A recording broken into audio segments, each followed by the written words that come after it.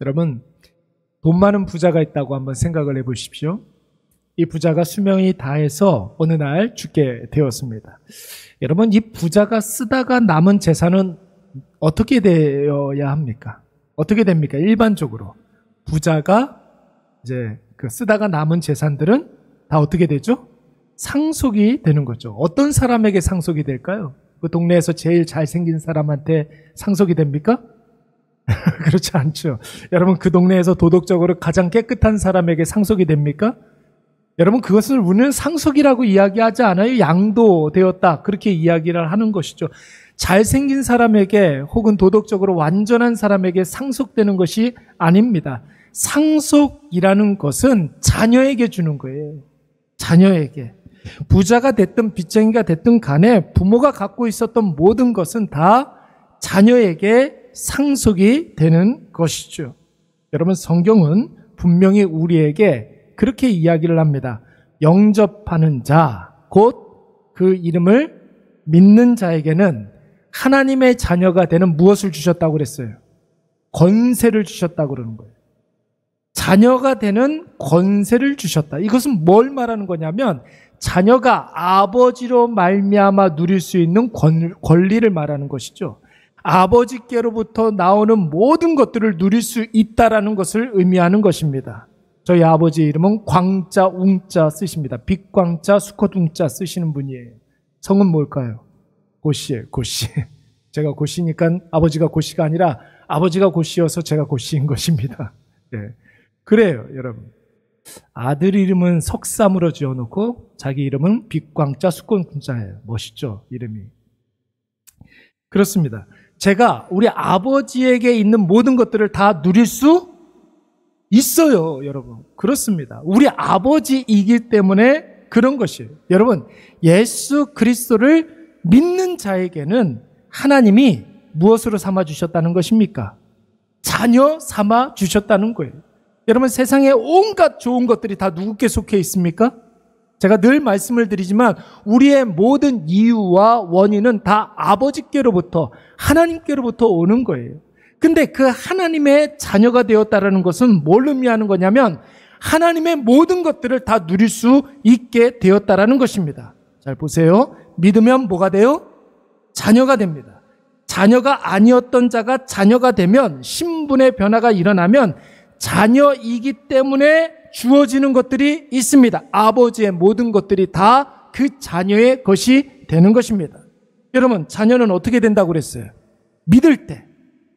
예수 그리스도를 믿음으로 자녀가 되는 거예요. 이것이 바로 여러분 신앙생활은 원리가 굉장히 중요한 거거든요. 원리. 하나님 자녀의 원리입니다. 예수 믿고 자녀가 되면 하나님으로부터 내려오는 온갖 좋은 것을 얻게 되는 줄로 믿습니다. 이 원리를 꼭 기억하고 있어야 되는 거예요. 원리라는 것은 한마디로 말하면 공식이에요. 공식은 변하지 않아요. 우리가 예수 그리스도를 믿으면 하나님의 자녀가 되고, 하나님의 자녀가 되면 하나님께로부터 오는 온갖 좋은 것들을 다 누리게 되는 것이죠. 우리 13절 말씀을 다 같이 한번 읽어보도록 하겠습니다. 시작. 아브라함이나 그 후손에게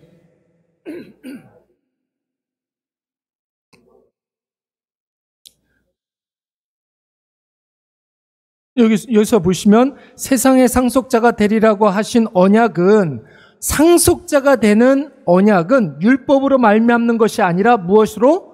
오직 믿음으로 상속받게 되는 거예요.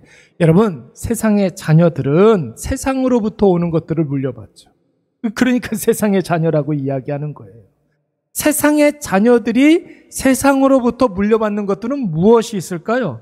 염려, 근심, 걱정, 불안, 두려움, 후회, 한탄, 허무, 상처, 공포, 우울, 이런 것들을 상속받게 되는 거예요. 세상의 자녀들이 세상으로부터 받는 것들은 이런 것들입니다. 그러니까 여러분, 세상의 자녀들이 우울해지고, 세상의 자녀들이 공황을 느끼고, 세상의 자녀들이 힘들어지고, 세상의 자녀들이 근심하고 걱정하고 그러는 것들은 당연한 거예요. 근데 여러분, 하나님의 자녀에게는 하나님으로부터 오는 모든 것들을 상속받게 되는 줄로 믿습니다. 하나님께로부터 오는 것은 무엇입니까? 은혜, 긍휼, 자비, 인애, 성령, 담대함, 구원, 영생, 생명, 복락, 능력, 지혜, 의로움. 더 할까요? 계속할까요? 온갖 세상의 좋은 것들, 하나님께로부터 오는 좋은 것들을 다 누리게 되는 줄로 믿습니다. 여러분, 그렇다면 우리는 세상의 자녀로 살고 있습니까? 하나님의 자녀로 살고 있습니까? 하나님의 자녀로 살아야 될 줄로 믿습니다. 하나님의 자녀로 살기 위해서 무엇이 필요하다고요? 오직 믿음의 의로 말미암는 것이니라. 믿음으로 말미암아 우리가 자녀가 되는 거예요. 그러니까 여러분, 우리가 세상 살다가 어려움을 느끼고 고통을 느끼고 힘듦을 느낄 때 여러분 늘 제가 강조하는 거 있잖아요. 나는 하나님 앞에 어떤 존재인가? 하나님은 나에게 어떤 분이신가? 그렇다면 지금은 나는 무엇을 해야 되는가? 여러분, 이 원리로 돌아가야 되는 거예요. 내가 하나님의 자녀라고 한다면 내가 믿음으로 모든 일들을 결정하고 선택해야 될 줄로 믿습니다. 그래서 여러분, 예수 없이 살던 사람이 예수 그리스도를 믿게 되면 가장 먼저 나타나는 변화가 무엇입니까? 마음속에 기쁨이 넘치게 되는 거예요. 예수 믿어서 기쁨이 넘치십니까? 예수 믿어서 여러분 감사와 감격이 있으십니까? 예수님 믿기 때문에 예수님으로 인한 그 기쁨과 감사가 충만해야 된다는 것이죠. 전에는 이 세상의 자녀로 살면서 불안과 염려와 공포 속에 살았는데 이제는 내가 예수 그리스도를 믿어서 하나님의 자녀가 되었잖아요. 그래서 세상으로부터 오는 온갖 더럽고 추악한 것은 다 나와 상관없는 것이 되고, 할렐루야, 나와 상관없는 것이 되는 거예요. 이제는 하나님께로부터 오는 모든 영광스러운 것이 다 나의 것이 되니까 여러분, 이것을 오늘도 느끼고 깨닫고 체험하고 고백하게 되니까 마음의 기쁨과 감사가 넘쳐나게 되는 줄로 믿습니다. 여러분, 이러한 기쁨이 여러분 예수 믿으면서 늘 여러분 우리에게 충만해야죠. 오늘도 그러한 기쁨이 저와 여러분의 심령 가운데 가득 넘쳐 흐르는 줄로 믿습니다. 기뻐야 되는 거예요. 기뻐야 되는 거예요. 그래서 여러분, 우리가 신앙생활하면서 항상 이런 것들 점검해야 되는 것이죠. 내 마음속에 구원의 감격이 있는가? 여러분, 마음속에 구원의 감격이 있습니까? 예수 그리스도를 믿음으로 말미암아 하나님의 자녀가 되는 것을 믿습니까? 그렇다면 여러분, 그 하나님의 자녀들에게는 이 구원의 감격이 있어야 한다라는 거예요. 네. 있어요. 제가 설교할 때 웃으면서 설교하잖아요. 그렇죠? 그러니까 좀 웃으면서 설교를 들으세요. 그냥 누구랑 싸우는 것 같이 그냥 막 이렇게 인상을 쓰면서. 예, 설교가 커뮤니케이션이에요. 영적인 커뮤니케이션. 예. 제 마음속에 이 말씀을 증거하는 것이 얼마나 지금 기쁘고 감사한지 몰라. 이 복음을 증거할 수 있다는 것이 얼마나 기쁜 일입니까? 여러분, 오늘 이 말씀을 듣는 여러분들의 심령 가운데 세상이 줄 수 없는 평안, 세상이 줄 수 없는 기쁨이 충만해야 될 줄로 믿습니다. 하나님 자녀됨의 그 기쁨. 때때로 그런 거 있어요. 세상에 육신의 아버지, 우리 아버지의 자녀라는 것, 그것이 참 좀 뭔가 이렇게 부담스럽고 슬프고 힘들고 그런 사람들도 종종 있을 수 있겠죠. 근데 여러분, 그런 거 있어야 되잖아요. 우리 어머니의 딸이라는 사실, 내가 우리 아버지의 아들이라는 사실, 그것 때문에 감사한 일들이 있어야 된다는 것이죠. 여러분, 인간적인 부모님에게 그런 것이 없다 할지라도 우리 하나님, 지금도 살아계시고 전능하시고 온 우주를 만드시고 이 세상을 다스리시는 전능하신 하나님께서 우리 아버지가 되어주신다는 사실 한 가지만으로도 여러분 행복해 하시고 기뻐하시기 바랍니다. 자녀됨의 기쁨이 있어야 된다는 것이죠. 그리고 성령을 따라 사는 자의 감사가 우리에게 있어야 됩니다. 여러분, 이것이 우리의 삶에 날마다 점검해야 할 체크리스트라는 것입니다. 근데 사실은 이제 여러분, 저도 어렸을 적에는 이런 이야기를 좀 들으면은 왜 굳이 믿음일까? 왜 좀 이렇게 추상적이고 구체적이지 못한 이 믿음이라는 개념을 가지고 형이상학적인 그런 어떤 개념을 가지고 하나님께서 구원하실까? 하나님의 자녀 삼아 주실까? 이런 생각을 할 때가 종종 있었습니다.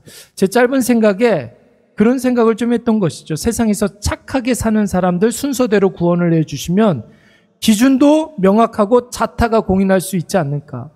뭐 그런 생각을 했어요. 선행을 많이 하는 사람 순서대로 구원을 주시고 영생하게 하시면 기준이 명확하니까 그 누구도 불만이 없을 텐데, 또 편하고 빠르고 확실할 텐데 왜 하나님께서는 하필이면 믿음일까? 측량할 수가 없잖아요. 우리는. 여러분, 저의 믿음을 측량할 수 있습니까? 저도 여러분들의 믿음을 측량할 수가 없어요. 내가 알 수 없는 모호한 그 개념을 가지고 하나님께서는 구원을 해주시겠다라는 거예요. 저 어렸을 적에 그런 것에 대한 좀 의문점이 좀 있었습니다. 그런데 믿음으로 구원하신다고 하니까 누가 믿음이 있는지 믿음이 없는지를 우리가 모르는 거예요. 믿음이 있다고 하면서 안 보이는 곳에 가서 별짓을 다 하는 사람들이 세상에 여러분 있습니까? 없습니까? 있죠. 교회에서는 믿음이 있다고 하면서도 세상에서 별짓 희한한 짓을 하는 사람들도 굉장히 많아요. 겉으로 이렇게 볼 때는 말이 없어서 믿음이 없는 사람인 줄 알았는데 성령의 역사가 그의 삶에 막 일어나는 그런 사람들도 있을 수가 있겠죠. 여러분, 믿음으로 구원받는다는 이 기준이 좀 인간적으로 보일 때는 약간 합리적이지도 못한 것 같고 상식적이지도 못하고 불공평하다 이렇게 생각하시는 분들이 좀 있는 것 같아요. 그런데 여러분, 나중에 이게 왜 중요한지를 깨닫게 되더라고요. 세상적인 어떤 많고 적음이라든지 뭐 높고 낮음 이런 것으로 구원한다면 여러분 오히려 불공평해지는 거예요. 한번 생각을 해보세요. 여러분, 착한 일을 누가 더 많이 합니까? 보세요. 착한 일을 누가 더 많이 합니까? 돈 많은 사람들이 더 크게 착한 일을 할 수가 있죠. 확률적으로 놓고 보면. 돈이 많은 사람들이 더 크게 선행을 베풀 수가 있습니다. 여러분, 돈이 많으려면 어떻게 해야 됩니까? 남들이 못 보는 것을 볼 수 있어야 되고 남들이 모르는 것을 알아야 합니다. 그래서 더 높은 곳에 올라가야 하고 더 많은 것을 알아야 하는 것이죠. 여러분, 이 기준으로 구원을 얻는다고 한다면 못 배운 사람은 구원받을 수 있습니까? 없습니까? 이렇게 되면 못 배운 사람은 구원받을 수가 없는 거예요. 돈이 없는 사람들은 구원받을 수가 없는 거예요. 사회적으로 소외받는 그런 사람들은 구원에서도 탈락되어 버리고 마는 것이죠. 그러나 여러분, 구원을 믿음으로 받는다 이렇게 딱 정해놓으면 많이 가진 사람들도 믿음만 있으면 구원받을 수가 있는 거죠. 조금 가지고 있는 사람, 아니 아예 아무것도 없는 사람들도 믿음만 가지고 있으면 구원을 받을 수 있습니다. 여러분, 학식이 많은 사람들도 있지만 학식이 없는 사람들도 있잖아요. 그가 누구든 간에 믿음만 있으면 여러분 구원을 받게 되는 줄로 믿습니다. 사회적으로 높은 곳에 올라간 고관 대작들도 별 볼 일 없고 소외받는 그런 사람들도 예수 그리스도를 믿기만 하면 하나님께서 구원을 주시는 줄로 믿습니다. 학식, 재산, 지위, 행위, 선행, 여러분 이런 것으로 구원받는 것이 아니에요. 아니에요. 오직 믿음으로만 구원을 받는 줄로 믿습니다. 이보다 여러분 더 공평한 기준이 어디 있겠습니까? 이보다 공평한 기준은 없는 거예요. 믿음이 없느냐 있느냐 여러분 그거 제가 판단해서 뭐합니까? 내가 판단할 수 있어요 없어요? 오직 누구만 판단합니까? 하나님만. 왜요? 하나님이 구원을 주시기 때문에. 만약에 제가 구원을 줄 수 있다면 제가 판단할 수 있겠죠. 저는 여러분 3원밖에 안 되잖아요. 구원을 줄 수가 없어요. 무슨 말인지 못 알아듣는 분들이 있는 것 같아요. 저는 구원을 줄 수가 없단 말이에요. 그래서 저는 여러분의 믿음을 판단할 필요가 있다 없다? 없다. 구원을 주시는 분은 누구다? 하나님이시기 때문에 하나님이 판단할 일이지. 여러분 믿음의 판단은 하나님만 하시는 줄로 믿습니다. 그래서 여러분 우리가 옛날에 많이 불렀던 찬양 있잖아요. 이거 많이 불렀죠. 돈으로도 못 가요. 이거 율동도 있었어요. 돈으로도 못 가요. 예. 지식으로 못 가요. 하나님, 뭐예요, 그 다음에? 거듭나면, 이렇게 불렀었던 거예요. 하나님 나라, 믿음으로 가는 나라. 예, 하나님 나라. 2절 기억하세요? 2절. 2절은 벼슬로도 못 가요. 벼슬로도 못 가요. 하나님 나라 지식으로 못 가요. 3절은 어여뻐도 못 가요. 하나님 나라. 맘착해도 못 가요. 하나님 나라. 이렇게 부르더라고요. 네. 그 찬양 참 좋은 찬양이에요. 지금 이렇게 보니까. 그렇죠? 네, 좀 이렇게 수준 있는 주일학교를 나와서 이런 찬양을 알고 있어요. 여러분 그렇습니다. 여러분 지식으로 맘착해도 벼슬로도 참 그 옛날에는 벼슬이라는 말도 쓰고 못 간다는 거 아닙니까? 오직 거듭나면 가는 나라. 무엇으로 거듭납니까? 믿음으로 말미암아 거듭나는 거잖아요. 여러분 불신자들 만나면서 복음을 이렇게 증거하면 복음을 이렇게 이야기하려고 하면 철벽을 치는 그런 사람들이 있어요. 아예 그냥 귀 막고 안 들으려고 그래요. 하나님은 선생님을 사랑하시고 놀라운 계획을 갖고 계십니다. 이렇게 이야기하면 자기 그거 다 안다는 거예요. 꼭 뭐 얘기합니까? 나도 성경 많이 읽어봤다라는 거예요. 많이 안다라는 거예요. 옛날에 교회 누구보다도 열심히 다녀봤었다는 거예요. 과거형이에요. 과거형이에요. 자기 아버지가 장로고 자기 어머니가 권세고 자기 형제가 목사고 그런 거 이야기하는 분들이 있어요. 그리고 자기가 모태 신앙 어쩌고 저쩌고 그런 사람들이 있어요. 여러분 그러니까 자기한테는 복음 이야기하지 않아도 된다고 하는 분들이 있어요. 여러분 우리 주변의 상황이 어찌 됐든 간에 내가 그것을 믿지 못하면 여러분 구원은 나의 것이 될 수가 없는 것입니다. 복음을 믿는 것과 주변 조건과 사람들이 무슨 상관이 있습니까? 자기가 믿지 않으면 탈락이에요. 탈락. 완고한 표정으로 복음을 거부하는 분들 보면 그때 여러분 신학교에서 배웠던 것이 이게 느낌이 와요. 복음을 증거하려고 그러는데 아예 철벽을 쳐버리는 사람, 진짜 무서운 얼굴로 그런 말 나한테 하지 말라고 하는 사람들 보면 하나님이 선택적으로 구원하셨다. 이 교리가 딱 느껴져요. 어떤 사람은 선택하지 아니하시고 유기해버리셨다. 이게 딱 느낌이 와요, 안 와요? 와요. 그거 와요. 근데 어떤 분들은 예수님을 전하고 복음을 이야기하면 표정부터 이렇게 달라지는 분들이 있어요. 복음을 듣고 그 복음을 계속해서 그날 이상하게 잠자는데 자꾸만 생각이 나더라는 게 내가 죄인이라는 사실. 예수님께서 나를 위해서 이 땅 가운데 오셔서 내 모든 죄악들을 다 사해 주셨다는 사실. 하나님이 나에게 놀라운 계획을 갖고 계신다는 그 사실이 자꾸만 마음에 떠오르고 생각나는 그런 분들이 있어요. 그리고 그 다음날 찾아와가지고 그 계획이 도대체 무엇이냐고 묻는 분들이 있어요, 여러분. 여러분 예수님을 알면 알수록 마음의 어둠은 물러갈 줄로 믿습니다.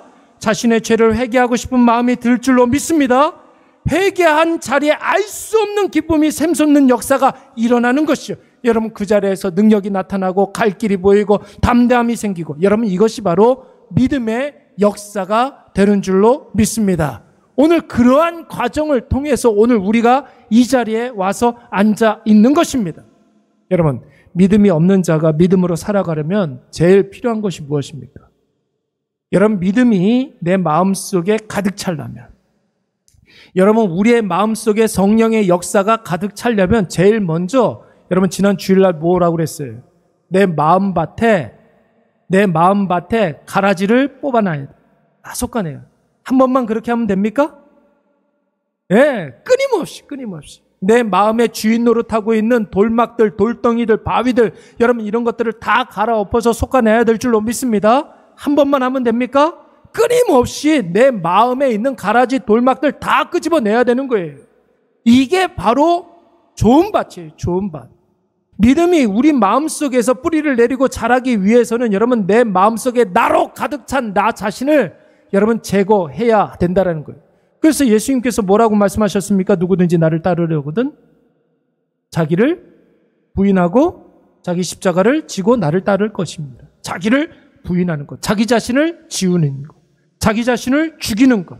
여러분 나를 십자가에 못 박아서 나를 죽이는 일, 여러분 그 일이 필요한 줄로 믿습니다. 그래서 오늘 우리가 은혜를 주시고 말씀을 주시는 것은 하나님이 하실 일이고, 구원을 주시고 영생을 주시고 우리에게 소망을 주시는 것은 하나님이 하시는 일이고, 우리는 무엇을 해야 됩니까? 내 마음속에 있는 모든 죄악들을 다 죽여야 될 줄로 믿습니다. 성령의 제초제를 막 있는 대로 다 뿌리고 다니면서 여러분 내 마음속의 죄악들을 다 솎아내야 되는 거예요. 틀림없습니다. 여러분 요즘은 뭐 그 강원도에 산불이 많이 안 나는데 이제 봄 되면 또 나겠죠. 뭐. 그런 거 보신 적 있습니까? 고성에 막 산불이 엄청나게 큰 산불이 나가지고 산불이 훑고 지나간 자리를 헬기 타고 다니면서 이렇게 쭉 비춰주잖아요. 새까맣게 모든 것을 다 태워버리잖아요. 그렇잖아요. 근데 여러분 그 이듬해 봄이 되면 그렇게 새까맸던 산이 그 다음에 봄이 되면 어떻게 됩니까? 파릇파릇하게 또 새싹이 이렇게 움트고 또 나무가 생기고 그러죠. 우리 마음속에 성령의 역사와 죄악의 역사가 이와 같은 거예요. 가만히 내버려 두면 여러분 죄악은 계속해서 자라게 되는 거예요. 그러니까 우리가 좋은 밭 되기 위해서는 어떻게 됩니까? 세상적인 돌막 솎아내고 그리고 내 마음속에 있는 욕심과 불안과 두려움과 이런 어떤 이 가라지 같은 것, 가시 같은 것, 잡초 같은 것 다 제거해야 되는 것이죠. 여러분 많은 분들이 예수 그리스도를 믿기로 했는데 예수 믿는 것의 가장 큰 장애물, 가장 먼저 벽에 부딪히는 것이 바로 자기 부인. 자기 자신을 부인하지 못하고 나의 나됨을 포기하지 못하니까 예수는 죽고 자기 자신은 자꾸 사는 거예요. 제가 자기 자신이라고 이야기했지만 그것은 죄가 자꾸만 커가고 있는 거예요. 여러분 한번 보세요. 세상에는 양극단이 있잖아요. 한번 보세요. 죽지 않으면 살 수가 없어요. 내가 죽지 않으면 내가 살 수가 없는 거예요. 여러분 보세요. 부모가 자기 자신을 희생하지 않으면 자녀가 살 수 있습니까? 없습니까? 없어요. 부모가 자기를 희생하지 않으면 자녀는 온전히 바로 설 수가 없습니다. 죽어야 사는 거예요. 그래서 여러분 깨끗하기 위해서는 먼저 어떻게 해야 됩니까? 깨끗하려면 먼저 버려야 되는 거예요. 버려야 되는 거예요. 버리지 않으면 깨끗해질 수가 없습니다. 청소는 쌓아둔 쓰레기 버리는 것부터 시작해야 되는 거죠. 우리 마음속에 여러분들 애지중지하게 생각하고 있는 그 쓰레기 버려야 돼요. 그 버리지 않으면 그 자리에 은혜가 임하지 않는다는 거예요. 여러분 망각을 해야 회복이 되는 거예요. 망각은 여러분 능력인 줄로 믿습니다. 아우 난 이상하게 자꾸만 깜빡깜빡 잊어먹어 그러시는 분들 있죠. 고민하시는 그런데 자꾸 까먹어가지고 잊어먹고 막 그런 분들 있죠. 그거 여러분 은혜예요. 잊어먹기 때문에 새로워지는 거예요. 얼마나 마음이 편합니까? 잊어먹으니까. 그렇죠? 잊어먹으니까 마음이 여러분들이 옛날에 지었던 죄악들 다 생각낸다고 생각을 해보세요. 기도할 때마다 그거 맨날 회개하고 그래야 돼요. 얼마나 고통스럽습니까? 그렇잖아요. 근데 하나님께서 우리에게 망각의 은혜를 허락해 주셔서 과거에 쓸데없는 것들 다 잊어먹게 해주신 줄로 믿습니다. 그렇죠. 그래요. 얼마나 은혜입니까? 옛날에 안 좋았었던 것들 다 잊어먹어야 새롭게 시작할 수가 있는 거예요. 여러분 사람이 살아가는데 벌건 대낮만 필요합니까? 밤은 필요 없어요? 밤에 우리가 쉴 수 있잖아요. 그렇잖아요. 그러니까 낮이 있기 위해서는 밤이 있어야 되는 거. 밤에 우리가 잘 쉬어야 낮에 열심히 일을 할 수가 있는 것입니다. 여러분 멈출 줄 알아야 달리기가 빨리 느는 거예요. 여러분 그래서 우리가 믿음의 사람이 되기 위해서는 나의 나됨을 먼저 버려야 될 줄로 믿습니다. 과거에 내가 완전히 리셋되어야 새롭게 시작할 수가 있는 거예요. 여러분 리셋되지 아니하고 과거의 나를 계속 끌고 가는 그런 사람들, 옛날에 나의 나됨을 계속 끌고 가는 사람들 어디에 많이 있어요? 그런 사람들. 옛날에 용인에 굉장히 큰 정신병원이 있었거든요. 과거에 옛날에 나 자신을 자꾸만 끌고 가는 사람들 지금 다 정신병원에 있는 거예요. 그런 거예요. 연세 드신 분들이 가끔가다 그런 얘기 한 때 있어요. 방금 전에 있었던 일들은 자꾸만 까먹고 옛날에 어렸을 적의 생각들, 젊었을 때 기억 이런 거 많이 난다고 그러잖아요. 그렇죠? 그렇죠. 지난주에 있었던 일들은 잘 생각이 안 나는데 어렸을 적에 있었던 생각들 굉장히 많이 난다고. 왜 그럴까요? 그 하나님께서 이제 백발이신 분들에게 주시는 그 은혜예요. 가장 좋았을 때 자꾸 생각나는 거예요. 힘들고 어려운 일들 자꾸만 생각나지 않게 하시는 거예요. 그래서 이상하다. 내가 치매인가? 이렇게 생각할 필요가 없어요. 여러분. 그건 자연스러운 거예요. 하나님께서 내 인생에 가장 아름다웠던 시절들을 생각나게 해주시는구나. 이렇게 생각하면 되는 거죠. 아멘? 예. 그렇습니다. 여러분, 보통 그런 거 있어요. 남자들보다 여자들이 과거의 일들을 잘 기억하죠. 이상하게 남자들은 잘 생각이 안 나요. 남자들은 옛날 일들 잘 까먹습니다. 그래서 부부싸움 많이 하지 않습니까? 저희도 제가 뭘 그렇게 약속을 많이 했는지 모르겠어요. 하나도 생각이 안 나는데 다 기억을 하고 있어요. 다 기억을 하고 있어요. 뭐 결혼 10주년 때는 뭐 해주겠다. 저는 기억이 없어요. 근데 뭘 제가 그렇게 약속을 많이 했나 봐요. 결혼 10주년 이야기를 벌써 결혼 20주년 지났는데도 이야기하고 있어요. 아내가 그랬다는데 뭐 어떡하겠습니까? 그래서 여러분, 여자분들이 불명증들이 더 많아요. 기억해야 될 것들이 너무나 많아서 그런 것 같아요. 남자들은 분명히, 남자들한테 분명히 힘든 상황인데, 분명히, 저 사람 정말 어려운 그런 사람인데, 머리만 대면 코를 고는 사람들이 있어요. 머리만 대면 코를 골아요. 잘 잊어먹는 능력이 있어서 그런 거죠. 여러분, 과거의 것들을 자꾸만 끌고 갈 필요가 없는 거예요. 그래서 여러분, 로마서 12장 3절 말씀에 뭐라고 그랬어요? 한번 우리 다 같이 한번 읽어볼까요? 내게 주신, 시작. 내게 주신 은혜로 말미암아 너희 각 사람에게 말하노니 마땅히 생각할 그 이상의 생각. 뭐래요? 마땅히 생각해야 될 것만 생각하라는 거예요. 그 이상의 것들을 품지 말고 오직, 시작. 오직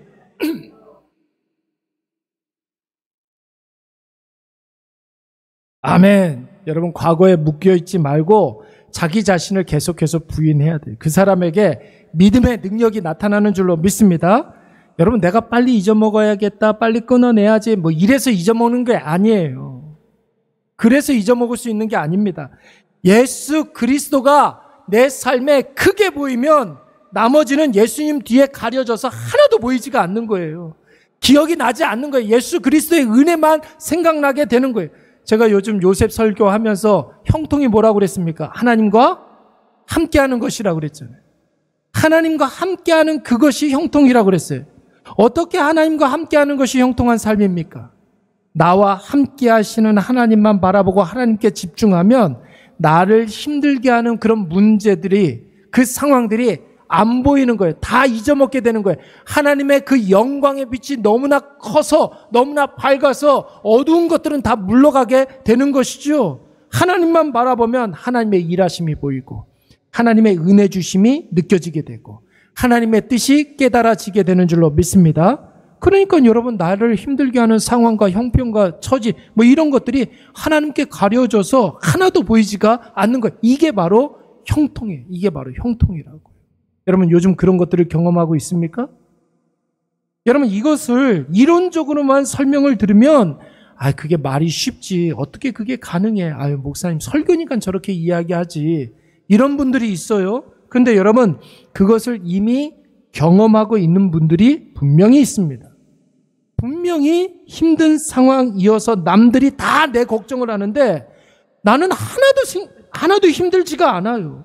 사람들은 내가 힘들 것 같아서 나를 걱정해주고 문자하고 전화하고 위로하고 그러는데 이상하게 나는 하나도 걱정이 안 돼. 나는 염려가 안 돼. 왜요?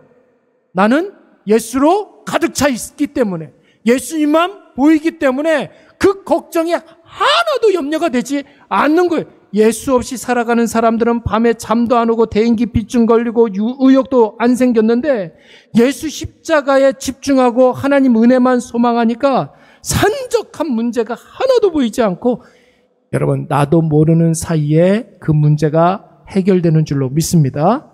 이미 다 해결되어 가지고 그 문제가 있었는지 없었는지도 모를 정도로 인지하지 못할 때가 여러분 있어요, 없어요? 있어요. 있어요. 어떤 분이 저한테 그런 이야기를 하시는 분이 있어요. 분명히 그게 문제인데 하나님께서 이상하게 그 문제 때문에 마음 쓰이지 않게 한다는 거예요. 과거에는 그 똑같은 문제 때문에 늘 노심초사하고 좌분안석하고 밤에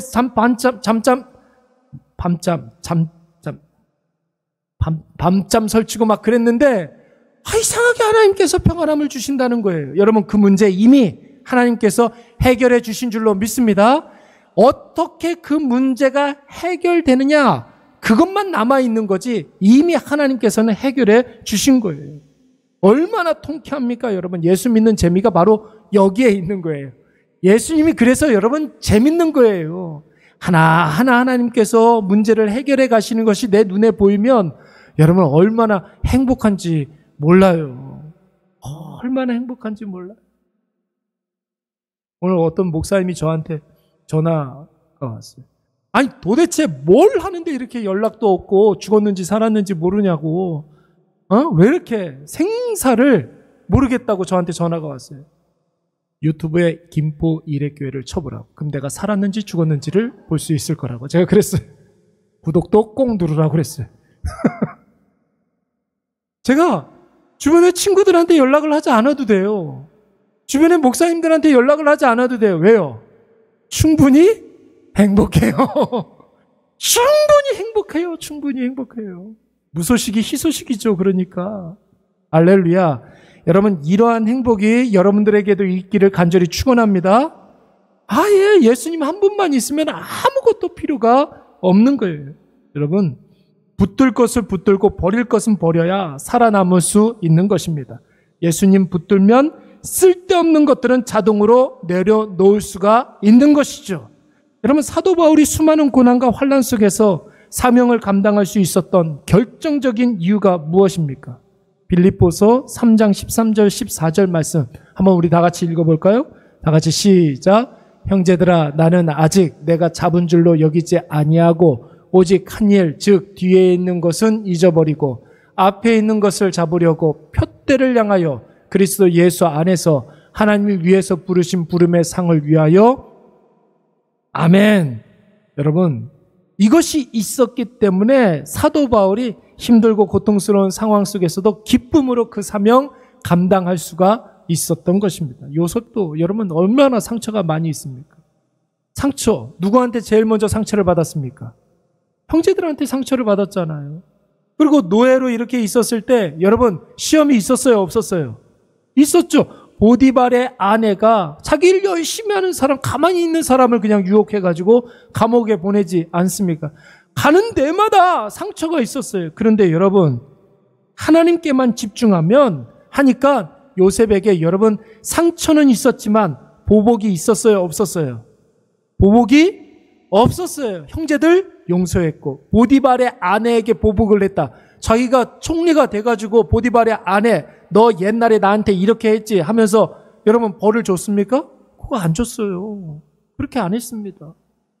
술 맡은 관원장도 잠깐 요셉을 잊어먹었단 말이에요. 너 일로 와. 감히 나를 잊어먹어? 이랬어요? 그렇게 안 했어요. 여러분 그에게는 보복이 없었어요. 그래서 요셉이 낳은 첫 번째 아들 므낫세의 이름의 뜻이 무엇입니까? 잊어먹었다, 망각했다 이런 뜻이에요. 뭐를요? 과거의 상처들, 과거에 힘들었던 것들 다 잊어먹었다라는 거예요. 므낫세라는 이 이름의 뜻이 여러분 두 번째 아들을 낳았는데 그의 이름은 뭐였습니까? 에브라임의 이름의 뜻은 뭐예요? 두 배로 하나님께서 축복하셨다 이런 뜻이에요. 자 그러면 여러분 연결해 볼까요? 므낫세, 에브라임. 므낫세 잊어먹었더니 하나님께서 그 자리에 두 배를 주신 거예요. 그게 바로 요셉이에요. 그래서 축복을 여러분 두 배 뺐잖아요. 야곱에게. 그렇잖아요. 여러분 잊어먹으세요. 과거는 옛날에 그런 노래 있었는데 하여튼 잊어주세요. 뭐 무슨 노래인지 모르겠지만 잊어주세요. 아무튼 그랬던 노래가 하나 웃지 마라 아니야. 아무튼 그렇습니다. 우리는 과거가 없어요. 과거. 오늘이 중요한 거죠. 오늘이 중요한 거죠. 여러분 일주일에 예배 여러 번 드리잖아요. 그렇잖아요. 예배가 뭐 하는 시간입니까? 하나님 앞에 나의 나됨을 내려놓는 시간인 줄로 믿습니다. 내가 짊어지고 있는 과거의 짐들을 다 내려놓는 시간이 그리고 그 자리에 말씀으로 채우고 은혜로 채우고 예수로 채우는 시간 여러분 그 시간이 바로 예배 시간인 거예요. 예수님께서 산상수훈에서 당시에 사람들이 이해할 수 없는 세 가지를 이야기했습니다. 오른편 뺨을 때리거든 왼편 뺨도 돌려대라 그랬어요. 오른편 뺨. 오른쪽이 이렇게니까 이렇게 때려야 돼요. 이렇게. 예, 뺨을 이렇게 때리는 게 아니에요. 성경에서 나오는 오른편 뺨을 때리라는 것은 이렇게 때리는 거예요. 여러분, 이렇게 때리는 것은 수치스러운 거예요. 이렇게 때리면 아프죠. 이렇게 때리면 아픈데 이렇게 때리는 것은 수치스러운 거예요. 수치스럽더라도 할 일은 하라는 거예요. 속옷을 달라 하면 두 번째 뭐라고 그랬어요? 겉옷까지 내어주라. 여러분, 그때 당시에 겉옷은요, 제1번 된 재산이에요. 재산. 그러니까 모든 것을 다 주라는 거예요. 오리를 가자 하면 십리를 가라. 오리는 뭐냐면 로마인들이 속국의 사람들을 불러다가 일을 시킬 수 있는, 부역을 시킬 수 있는 범위를 오리라고 이야기해요. 오리 반경 안에서는 그 사람 부려먹을 수 있어요. 그런데 십리까지 가주라는 거예요. 여러분, 이것이 어떻게 가능합니까? 여러분, 오른편, 왼편 맞는 것보다 더 큰 은혜를 경험한 사람, 그 사람은 가능한 거예요. 압도적인 은혜를 경험한 사람은 속옷, 겉옷 다 줄 수 있는 거예요. 압도적인 그 은혜를 경험한 사람은 심리가 아니라 평생 같이 가는 예수님과 동행하는 사람. 여러분, 그런 사람들은 가능한 것입니다. 여러분, 오늘 그 압도적인 그 은혜를 경험하시기 바랍니다. 주 안에 사랑하는 여러분, 하나님의 자녀된 것이 기쁘십니까? 아멘. 하나님의 자녀됨에 감격이 있습니까? 아멘. 오직 믿음으로 말미암아 하나님의 자녀가 되는 것이에요. 믿음이 있으면 하나님께로부터 온갖 좋은 것을 다 누리게 됩니다. 여러분, 그러기 위해서는 우리는 예수님 믿는데 장애가 되는 것을 다 제거하시기 바랍니다. 가장 큰 장애물, 그게 뭐예요? 자기 자신이에요. 과거의 상처 다 제거해 버리시고, 나의 나됨도 제거하시고, 내 삶의 목표와 꿈도 다 내려놓으시기 바랍니다. 더 좋은 것이 있기 때문에 그런 거예요. 자, 보세요. 주의 법을 사랑하는 자에게는 큰 평안이 있으리니 그들에게는 뭐가 없다고요? 장애물이 없으리로다. 할렐루야. 주의 법을 사모하는 자에게는 큰 평안이 있기 때문에 여러분, 그 어떤 것도 우리의 그 평안을 방해할 수 있는 장애물 없는 줄로 믿습니다. 오늘 이것을 꼭 기억하셔서 압도적인 은혜를 경험하시는 저와 여러분이 되시기를 간절히 축원합니다.